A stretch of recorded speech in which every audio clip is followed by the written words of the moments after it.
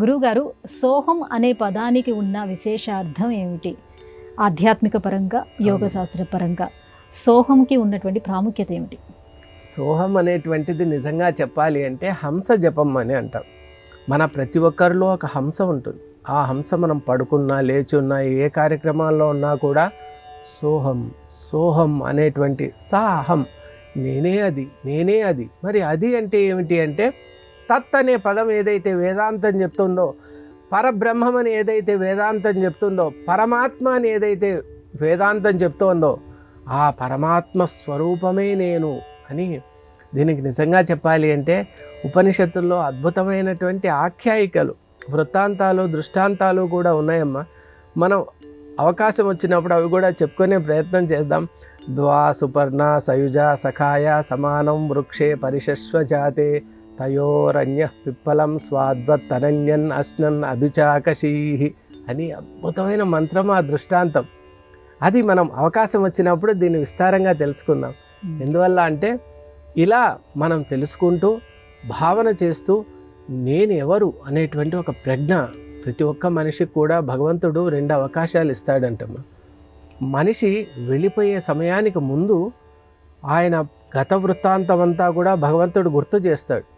బాబు, ఇన్ని జన్మలు ఎత్తావు, ఇప్పుడు మానవ జన్మ అవకాశం ఇచ్చాను, దాన్ని కూడా నువ్వు ఈ విధంగా నీ ఇష్టం వచ్చిన రీతిలో వాడేసుకున్నావు కాబట్టి ఇక వెళ్ళిపోవడానికి సిద్ధమవుతున్నావు. మరి నేను ఇచ్చిన అవకాశం నువ్వు వాడుకోలేదు కదా అంటే అప్పుడు పాపం పశ్చాత్తాపమే, నిజమే ప్రయత్నం వేరే ఆలోచనలో పడిపోయాను. ఎలా అంటే ఇంకొక అవకాశం ఇస్తే కనుక ఈసారి చాలా బాగా చేస్తాను. కానీ అప్పటికే ఏమైపోతుంది, మనలో పంచ ప్రాణాలు ఉంటాయమ్మా.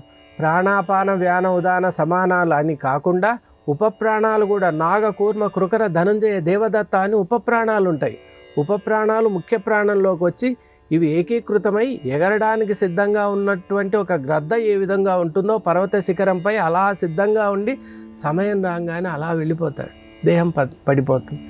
మరి అలా వెళ్ళినటువంటి జీవుడు ఎన్నో జన్మలెత్తి మళ్ళీ మాతృగర్భంలో ప్రవేశించి గర్భం నుండి బయటికి వచ్చే సమయంలో భగవంతుడు గుర్తు చేస్తాడు, బాబు కొన్ని క్షణాల్లో ప్రపంచంలోకి వెళ్తున్నావు, నీవు అడిగిన మానవ జన్మ కూడా ఇచ్చాను, నువ్వు గతంలో అడిగావు, ఇప్పుడు ఇచ్చాను, మరి ఈ అవకాశమైనా సద్వినియోగం చేసుకుంటావా అంటే తప్పక ఇక వెళ్ళింది తడవుగా నేను భగవద్ ధ్యానంలోనే ఉంటాను, వేరే విషయాలపై ఆసక్తే ఉండదు నాకు అని ఒక ప్రతిజ్ఞ చేసి, నాకు బాగా గుర్తుంది శివోహం, నేను శివోహం అంటే నేను ఆ సోహం, ఆ భగవంతుని స్వరూపమే. అహం అంటే భగవంతుని శబ్దం, సోహం నేను ఆ భగవంతుని యొక్క స్వరూపాన్ని సోహం సోహం అని అనుకుంటూ, ఇది మర్చిపోతే కదా నేను నిన్ను మర్చిపోతాను స్వామి, ఈసారి మర్చిపోను అనుకుంటుంటేనే ధనుంజయ వాయువు ఎప్పుడైతే శిశువును బయటికి నెట్టేస్తుందో ప్రపంచంలో వచ్చి ఒక్కసారి ఈ విశాలమైనటువంటి ఈ విస్తృతమైన ప్రపంచంలో చూసి అంత ఆశ్చర్యపోతాడు, ఎవరు వీళ్ళు, ఏమిటిది అని.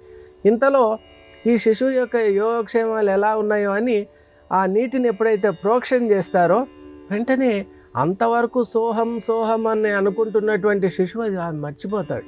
మర్చిపోయి అయ్యో ఇంతవరకు నేను ఏదో ఒక మంత్రాన్ని గుర్తుపెట్టుకున్నానే, ఏదో ఒక తత్వాన్ని అనుసంధానం చేసుకుంటూ ఉన్నానే, దాన్ని మర్చిపోయాను, సోహం అనేది నేను మర్చిపోయాను, కోహం నేనెవరు అని కోహం కోహం అని ఈయన ఏడుస్తూ ఉంటాడు. వీళ్ళందరూ ఏమనుకుంటారు, ఆ బిడ్డ పుట్టాడు బాగా స్పందిస్తున్నాడు కాబట్టి వీళ్ళందరూ వీళ్ళ కార్యక్రమాల్లో ఉత్సవాల్లో వీళ్ళు ఉంటారు. శిశువు మాత్రం సోహంను కోల్పోయాడు, కోహంలో వచ్చి పడ్డాడు.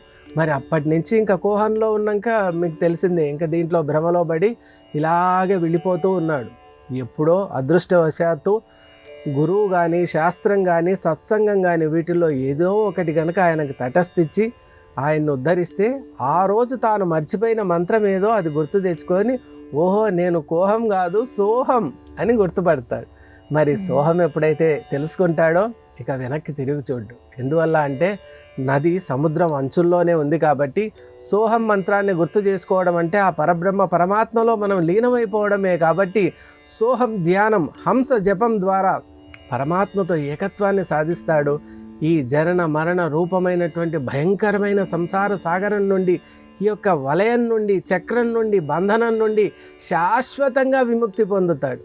అలా అద్భుతమైనది సోహం మంత్రం.